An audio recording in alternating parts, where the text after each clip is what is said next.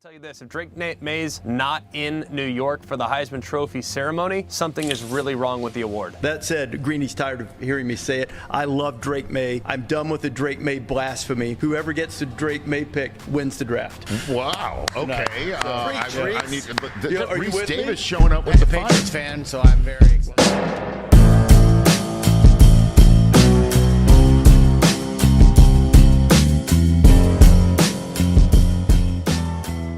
Pendant près de 20 ans, les Patriots ont dominé la NFL. 6 Super Bowls, 9 finales, une dynastie portée par le plus grand quarterback de tous les temps. Puis, du jour au lendemain, tout s'est arrêté. Le départ de Tom Brady marque la fin d'une époque. Les saisons se ressemblent, les défaites s'accumulent. Les Patriots ne font plus peur à personne. Pendant des années, une seule question obsède toute la Nouvelle-Angleterre. Qui sera capable de succéder à une légende impossible à remplacer? Les tentatives se multiplient, les espoirs aussi, mais aucun ne parvient à rallumer la flamme. Jusqu'à l'arrivée d'un jeune quarterback venu de Caroline du Nord. Un joueur au bras exceptionnel, capable de réussir les passes les plus impossibles, mais surtout capable de redonner de l'espoir à une franchise qui semblait avoir perdu son identité. Peut-on réellement reconstruire une dynastie après Tom Brady? Ou certaines histoires sont-elles tout simplement impossibles à réécrire? Découvrez l'histoire de Drake May, le phénomène choisi pour faire renaître les Patriots.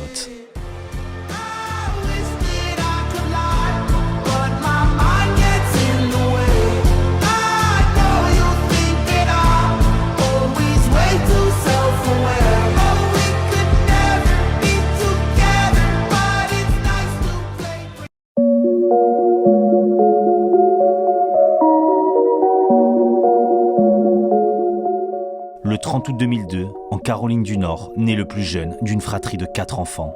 Mais chez les May, le sport n'est pas une passion, c'est une véritable tradition familiale. Son père, Mark May, a porté les couleurs de l'université de North Carolina en tant que quarterback. Son grand frère Luke est une véritable légende sur le campus en offrant à North Carolina un championnat national de basket grâce à un tir décisif resté gravé dans les mémoires. Ses 2 autres frères, eux aussi, évoluent au plus haut niveau universitaire, cette fois sur les terrains de baseball. Très vite, le nom May devient synonyme d'excellence sportive dans tout l'État, au point qu'en Caroline du Nord, une comparaison commence à circuler. Beaucoup les surnomment déjà les Manning de Caroline du Nord. Autrement dit, une famille où l'on ne grandit pas seulement avec un ballon entre les mains, on grandit avec une seule ambition, être le meilleur. Et pour le plus jeune de la famille, cela signifie une chose. Dès son plus jeune âge, Drake doit apprendre à vivre, avec une pression que très peu d'enfants connaissent. En high school, il n'est encore qu'un freshman. Devant lui, un quarterback plus âgé occupe naturellement le poste de titulaire. Son entraîneur ne compte pas bouleverser cette hiérarchie. Mais ailleurs, un autre coach commence déjà à entendre parler de lui. En préparant un futur match de playoff, Scott Chadwick, entraîneur de Myers Park, téléphone à plusieurs coachs ayant affronté l'équipe de Drake. Comme tous les entraîneurs, il cherche à récolter le moindre détail qui pourrait faire la différence. Et à chaque appel, il entend exactement la même chose. Peu importe ce que vous faites, ne blessez surtout pas leur quarterback titulaire. Parce que si le freshman entre en jeu, vous aurez un problème. Le meilleur quarterback de cette équipe, c'est lui, le remplaçant. Sur le moment, Chadwick peine à croire ce qu'il entend. Comment un simple freshman, même pas titulaire, peut-il déjà susciter autant de respect chez les entraîneurs adverses? Il décide alors de voir ce phénomène de ses propres yeux. Très vite, Drake rejoint les séances de développement de quarterback organisées par Chadwick, aux côtés de Josh McCown, futur entraîneur des quarterbacks des Vikings. En quelques entraînements seulement, Chadwick est convaincu d'avoir devant lui un talent hors du commun, à tel point qu'il fait une proposition inattendue à la famille May, déménager pour que Drake puisse intégrer Myers Park. Une décision qui va complètement changer la trajectoire de sa carrière. Très rapidement, une évidence s'impose. Drake May est devenu trop fort pour rester dans l'ombre. Après avoir rejoint Myers Park, il s'empare du poste de quarterback titulaire dès sa première saison. Pour une équipe qui n'avait jamais réellement marqué les esprits au niveau de l'État, son arrivée change complètement la dynamique. Sous sa direction, l'école retrouve les playoffs et commence enfin à être considérée comme une équipe capable de rivaliser avec les meilleurs. Mais ce n'est qu'un avant-goût. L'année suivante, Drake passe à une autre dimension. Semaine après semaine, il accumule les performances, fait tomber les records du lycée et s'impose comme l'un des meilleurs quarterbacks de tout le pays. Lors de sa dernière saison sur le terrain, il affiche des stats tout simplement exceptionnelles. 72% de passes complétées et 50 touchdowns à la passe. À ce moment-là, plus personne ne doute de son potentiel. Les plus grandes universités américaines se lancent dans une véritable bataille pour obtenir son engagement. Alabama, Clemson, Ohio State. Les cadors du football universitaire veulent tous attirer le jeune prodige de Caroline du Nord. Considéré comme une recrue 4 étoiles, Drake prend pourtant son temps. Avant de penser à son avenir, il veut une dernière fois profiter de sa saison au lycée. Et tout est réuni pour qu'elle soit inoubliable. 2 rencontres de Myers Park doivent être diffusées à la télé nationale. L'une d'elles est particulièrement attendue. Un duel organisé dans un stade NFL, celui des Carolina Panthers, face à Trinity Christian. En face, un autre phénomène attire déjà toute l'attention. Le quarterback s'appelle Shedeur Sanders et son entraîneur n'est autre que son père, Deion Sanders. Sur le papier, tout est réuni pour offrir l'un des plus grands affrontements entre quarterbacks de cette génération. Mais ce duel n'aura finalement jamais lieu. Quelques semaines avant le début de la saison, la pandémie de Covid-19 bouleverse le monde entier. Les compétitions sont annulées, les calendriers sont complètement chamboulés et ce choc tant attendu disparaît avant même d'avoir pu exister. Sans le savoir, Drake Maye vient de disputer son dernier match au niveau high school. La suite de son histoire s'écrira désormais à l'université.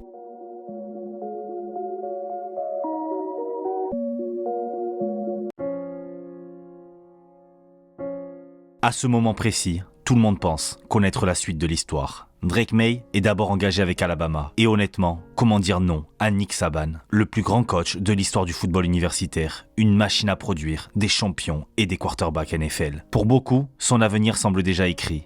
Mais un simple appel va tout changer. Au téléphone, Mack Brown, le nouvel entraîneur de North Carolina, et surtout l'ancien coach de son père à UNC. Brown ne lui promet pas un titre, il ne lui promet pas non plus une place de titulaire. Il lui parle de famille, d'héritage et de l'opportunité d'écrire sa propre histoire, là où son père avait déjà laissé la sienne. Quelques jours plus tard, contre toute attente, Drake Maye revient sur sa décision. Il renonce à Alabama et choisit North Carolina. Un choix du cœur, mais un choix qui ne lui garantit absolument rien. Car à Chapel Hill, le poste de quarterback appartient déjà à Sam Howell, l'un des meilleurs jeunes quarterbacks du pays. Plutôt que de rechercher un raccourci, Drake accepte son rôle. Observer, apprendre, attendre son heure. Tout ça dans le respect. What was it like learning behind Sam Howell? Yeah, I think it was a blessing. I think the main thing about Sam was just, how he approached it, every day, his preparation, whether it's in this quarterback room or just, day in, day out. He treated it like, it was a 9-to-5 job. Everything he thought, he kind of did his life around football, and especially in season. We'd stay in till, 8 to 9 o'clock and, sometimes even 10 o'clock, just watching film over and over, same clips, I tell him, Sam, we already watched that and stuff like that. Et cette heure finit par arriver en 2022. Sam Howell est parti pour la NFL. L'équipe est désormais entre les mains de Drake. Dès son premier match comme titulaire, il envoie un message à tout le pays. 290 yards, 5 touchdowns à la passe, près de 80% de passes complétées, une première titularisation et déjà une démonstration.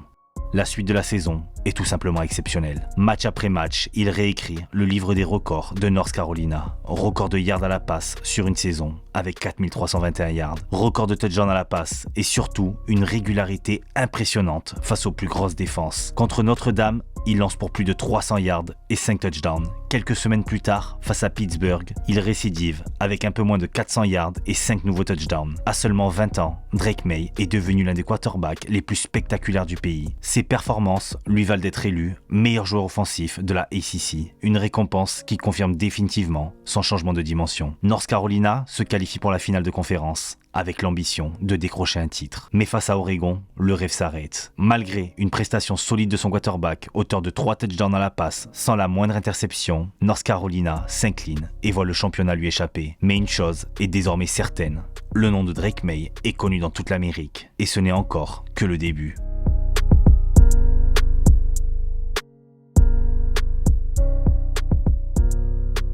He's going to Charlotte. He will play in the ACC Championship. If you're not paying attention to Drake Maye and what this Tar Heels offense is doing, then you are missing out.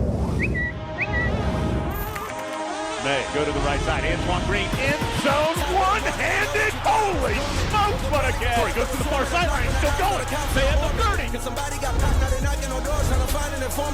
This man deserves to win the Heisman. He's playing better than any quarterback in the entire country. Maye to throw. In zone, give him 6, baby.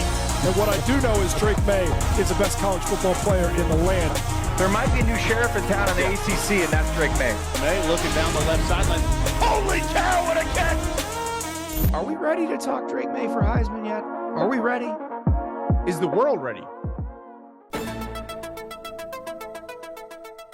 En 2023, la situation est différente. Drake n'est plus la révélation que personne n'avait vu venir. Désormais, toutes les défenses savent exactement qui il est. Chaque semaine, les adversaires construisent leur plan de match autour de lui. Les couvertures sont adaptées, la pression arrive plus rapidement et la moindre de ses erreurs est immédiatement exploitée. Autour de lui, l'effectif a également changé. Sa ligne offensive se montre moins solide. Certains de ses principaux coéquipiers sont partis et Tez Walker, son nouveau receveur numéro 1, est même privé des 4 premières rencontres de la saison pour raisons administratives. Il doit alors produire avec moins de temps dans la poche et moins de solutions autour de lui. Mais au début, rien ne semble pouvoir arrêter North Carolina. L'équipe remporte ses 6 premiers matchs et se retrouve parmi les meilleures équipes du pays. Face à Minnesota, Drake lance pour 414 yards. Contre Syracuse, il monte encore d'un niveau avec 442 yards, 3 touchdowns à la passe et un 4e au sol. Face à Miami, il ajoute 4 nouvelles passes de touchdown. Même lorsque les défenses savent ce qui arrive, elles ne parviennent toujours pas à l'en empêcher. Puis, progressivement, les limites de l'équipe commencent à apparaître. North Carolina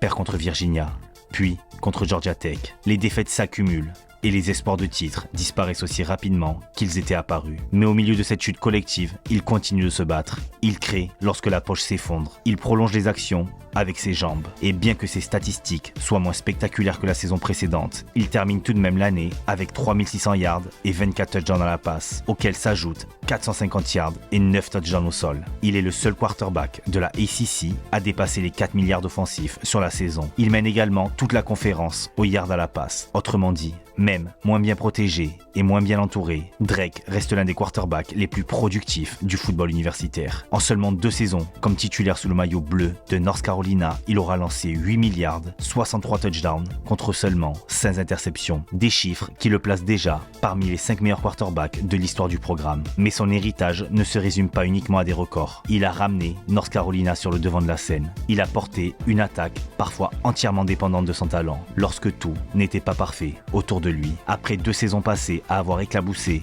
les terrains universitaires par son talent, il n'avait désormais plus rien à prouver. Et surtout, il a montré aux recruteurs qu'il pouvait continuer à produire. Il renonce donc à sa dernière année d'éligibilité et annonce son inscription à la draft NFL 2024. L'enfant de Caroline du Nord quitte enfin son état, direction la NFL.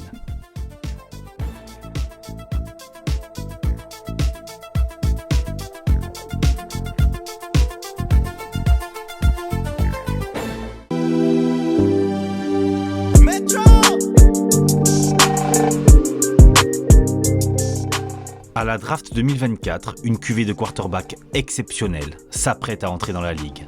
Caleb Williams, Jaden Daniels, Michael Penix Jr., J.J. McCarthy, Bo Nix. Rarement, une génération n'avait suscité autant d'attentes. Pour beaucoup d'observateurs, Drake est même le quarterback avec le plus gros potentiel de cette classe. De nombreux scouts estiment qu'il possède le meilleur mélange de bras, taille, mobilité et de potentiel à long terme de toute la cuvée, certains allant même à le classer devant Caleb Williams. Mais avec une première place promise à Williams, la seule question est de savoir où il sera sélectionné. Washington choisit finalement Daniels en 2e position. Un choix logique, tant le vainqueur du Heisman possède une expérience immense, avec 55 matchs disputés en NCAA, soit près du double de Drake Maye. Les New England Patriots n'hésitent alors plus une seule seconde. Avec le 3e choix de la draft, ils sélectionnent Drake Maye, malgré une énorme tentative des New York Giants pour récupérer cette 3e position le soir même de la draft. New England refuse l'offre, convaincu d'avoir enfin trouvé le quarterback autour duquel reconstruire la franchise. Il rejoint une organisation historique, mais complètement perdue depuis le départ de Tom Brady.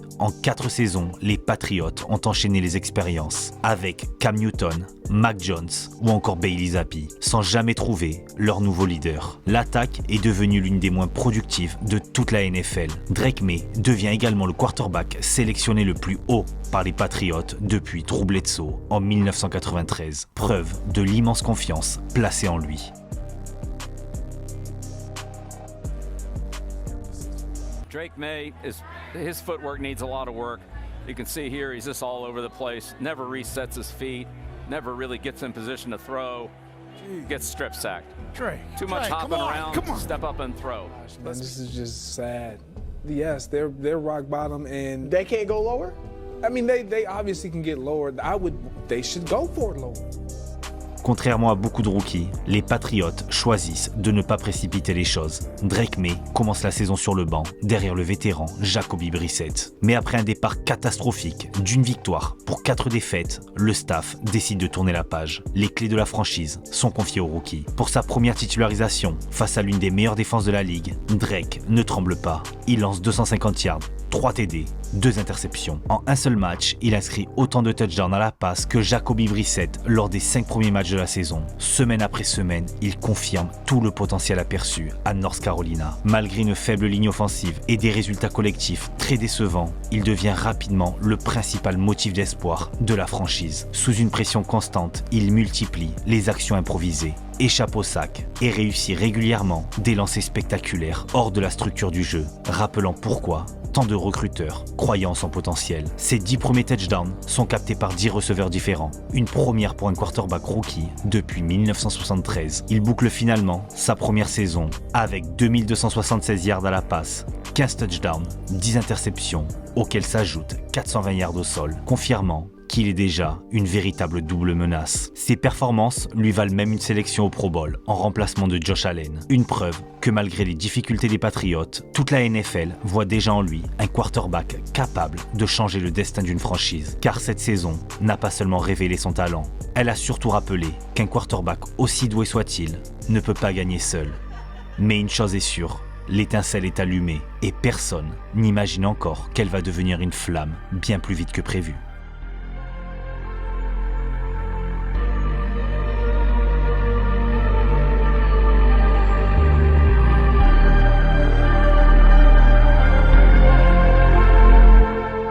We start with breaking news from the Patriots. Head coach Jerod Mayo has been fired.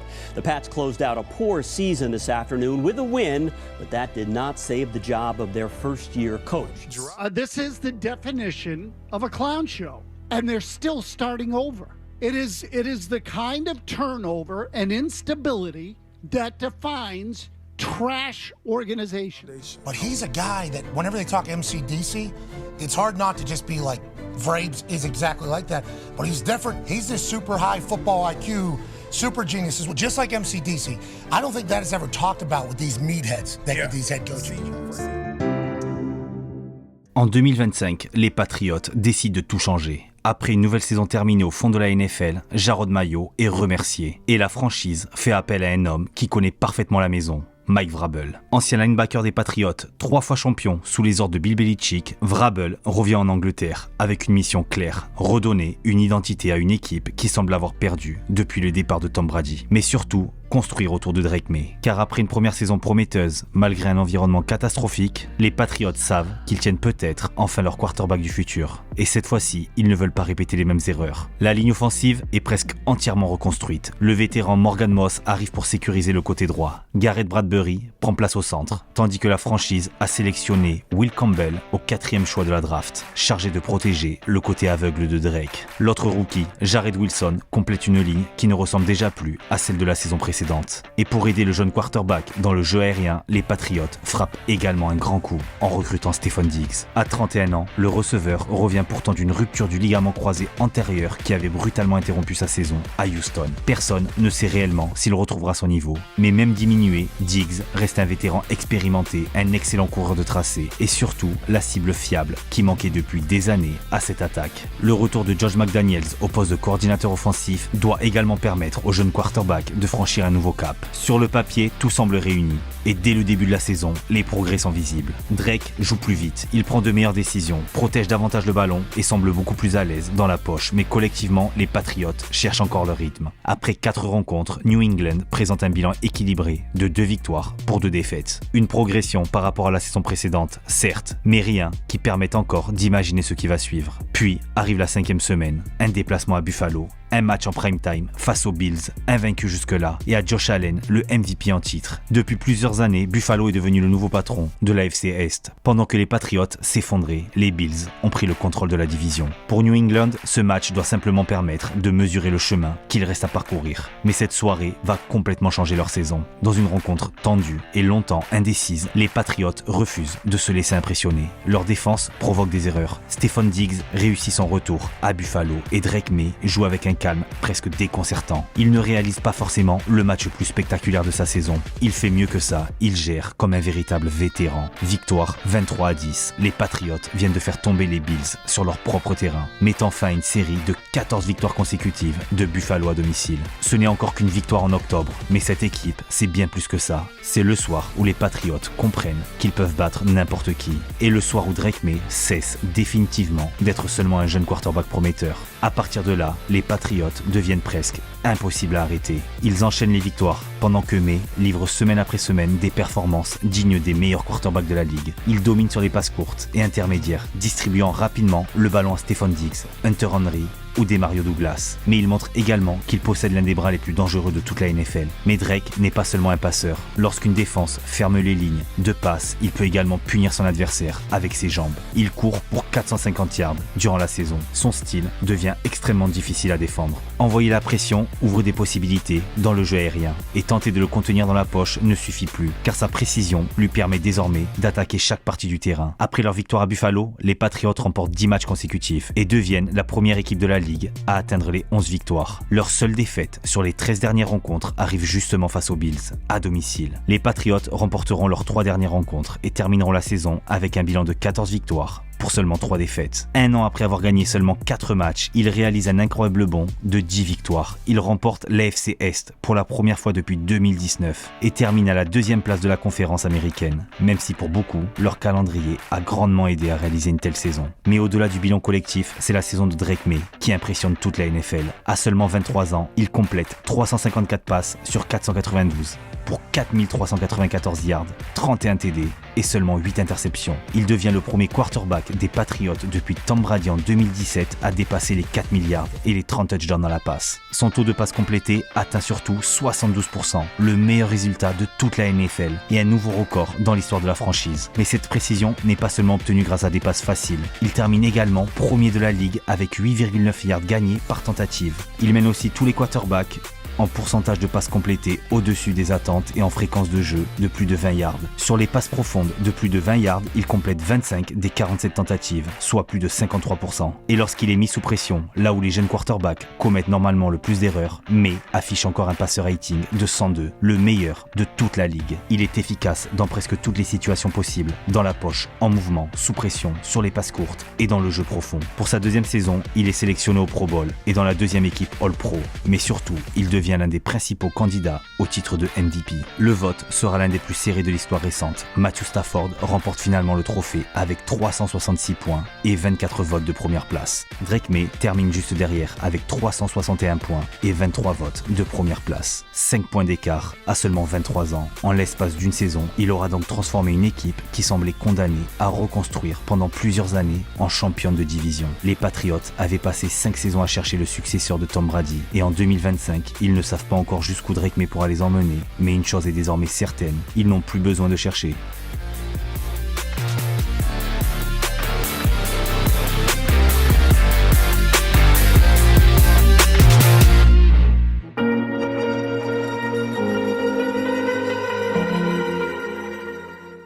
Les 2 premiers matchs de playoff vont rapidement tourner à la démonstration. D'abord face aux Chargers, puis contre Houston. Drake Maye et sa bande enchaînent les victoires sans jamais vraiment être mis en danger. Il lance 3 touchdowns, joue avec une maturité impressionnante et confirme qu'il est déjà l'un des meilleurs quarterbacks de la ligue. En finale de conférence, c'est un tout autre défi qui l'attend. Direction Denver, sous une tempête de neige où chaque yard devient une bataille. Dans des conditions presque injouables, les Patriots s'appuient sur leur défense, leur jeu au sol et un Drake Maye capable de faire les actions décisives au bon moment. New England s'impose et retrouve enfin le Super Bowl pour la première fois depuis l'ère Tom Brady, Bill Belichick.